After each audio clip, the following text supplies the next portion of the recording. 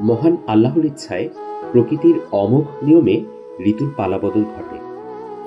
কনকনে হিমেল হাওয়া ও তীব্র শৈত্যপ্রবাহ দরিদ্র জনগোষ্ঠী অধ্যুষিত অঞ্চলে বিরূপ প্রভাব ফেলে এবং মানুষের অসহায়ত্বকে প্রকট করে তোলে। এমন অনিবার্য বাস্তবতাকে সামনে রেখে রেটিনা পরিবারের এবারের বিজয় আনন্দ উদযাপিত হয়েছে শীতার্ত মানুষদের সাথে নিয়ে।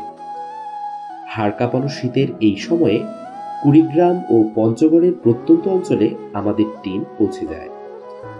দুটি জেলার প্রায় ১,৬০০ জনেরও অধিক শীতার্ত মানুষের কাছে আমরা সক্ষম হই রেটিনা পরিবারের সদস্যদের দেয়া শীতের উপহার ও ভালোবাসাগুলো পৌঁছে দিতে। আলহামদুলিল্লাহ। শীতবস্ত্র বিতরণের এই কার্যক্রমে সামিল হয়ে আমাদেরকে কৃতজ্ঞ করেন নারী, পুরুষ, শিশু, বৃদ্ধ সহ আপামর জনতা।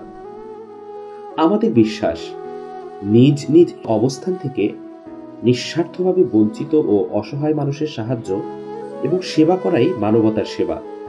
এমন মহৎ ও পুণ্যময় কাজই সর্বোত্তম ইবাদত।